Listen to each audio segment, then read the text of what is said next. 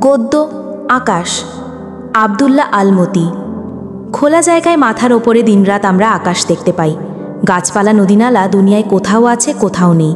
এমনকি ঘরবাড়ি জীবজন্তু মানুষও সব জায়গায় না থাকতে পারে, কিন্তু আকাশ নেই ভূপৃষ্ঠে এমন জায়গা কল্পনা করা শক্ত। দিনের বেলা সোনার থালার মতো সূর্য তার কিরণ ছড়ায় চারপাশে। এমনি সময়ে সচরাচর আকাশ নীল, কখনো সাদা বা কালো মেঘে ঢেকে যায়। আকাশ ভোরে বা সন্ধ্যায় আকাশের কোনো কোনো অংশে নামে রঙের বন্যা, কখনো বা সারা আকাশ ভেসে যায় লাল আলোতে। রাতের আকাশ সচরাচর কালো, কিন্তু সেই কালো চাঁদোয়ার গায়ে জ্বলতে থাকে রূপালি চাঁদ আর অসংখ্য ঝকঝকে তারা আর গ্রহ। আগেকার দিনে লোকে ভাবত আকাশটা বুঝি পৃথিবীর ওপর একটা কিছু কঠিন ঢাকনা।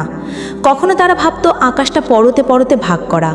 আজ আমরা জানি আকাশের নীল চাঁদোয়াটা সত্যি সত্যি কঠিন কোনো জিনিসের তৈরি নয়।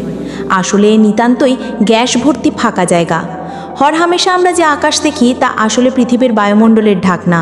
সেই বায়ুমণ্ডলে রয়েছে nitrogen, oxygen, carbon die oxide, এমনি গোটা 20 বর্ণহীন গ্যাসের মিশেল, আর আছে পানির বাষ্প আর ধুলোর কণা। আকাশ যদি বর্ণহীন গ্যাসের মিশেল, তবে তা নীল দেখায় কেন? মাঝে মাঝে সাদা আর লাল রঙের খেলাই বা দেখি কি করে? আসলে সাদা মেঘে রয়েছে জলীয় বাষ্প জমে তৈরি অতি ছোট ছোট অসংখ্য পানির কণা। কখনো মেঘে এসব কণার গায়ে বাষ্প জমার ফলে ভারী হয়ে বড় পানির কণা তৈরি হয়। তখন সূর্যের আলো তার ভেতর দিয়ে আসতে পারে না, আর তাই সে মেঘের রং হয় কালো। কিন্তু সারাটা আকাশ সচরাচর নীল রঙের হয় কি করে? আকাশ নীল দেখায় বায়ুমণ্ডলের নানা গ্যাসের অণু ছড়িয়ে আছে বলে। এইসব গ্যাসের কণা খুব ছোট মাপের আলোর ঢেউ সহজে ঠিকরে ছিটিয়ে দিতে পারে।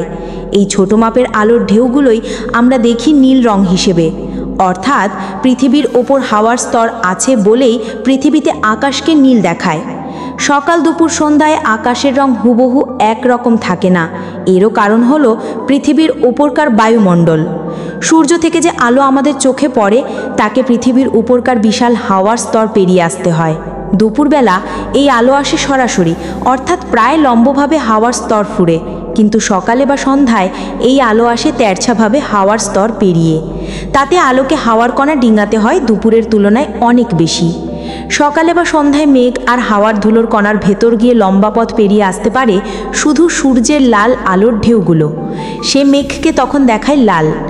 ঘন বৃষ্টি মেঘের বড় বড় কণারা যখন আকাশ ছেয়ে ফেলে তখন তার ভেতর দিয়ে আলো পেরিয়ে আসতে পারে না, তাই সে মেঘকে দেখায় কালো। আগেকার দিনে আমাদের ওপরকার আকাশ নিয়ে বিজ্ঞানীরা পরীক্ষা নিরীক্ষা করতেন শূন্যে বেলুন পাঠিয়ে বা যন্ত্রপাতি শুদ্ধ রকেট পাঠিয়ে। আজ মানুষ নিজেই মহাকাশযানে চেপে সফর করছে পৃথিবীর ওপরে বহু দূর পর্যন্ত। পৃথিবী ছাড়িয়ে যেতে পেরেছে চাঁদে। পৃথিবীর ওপর 150-200 মাইল বা তারও অনেক বেশি ওপর দিয়ে ঘুরছে অসংখ্য মহাকাশযান। যেখান দিয়ে ঘুরছে সেখানে হাওয়া নেই বললেই চলে। মহাকাশযান থেকে দিনরাত তোলা হচ্ছে পৃথিবীর ছবি। জানা যাচ্ছে কোথায় কখন আবহাওয়া কেমন হবে, কোন দেশে কেমন ফসল হচ্ছে। মহাকাশযান থেকে ঠেকরে দেওয়া হচ্ছে টেলিফোন আর টেলিভিশনের সংকেত। তাই দূরদেশের সঙ্গে যোগাযোগ আজ অনেক সহজ হয়ে উঠেছে।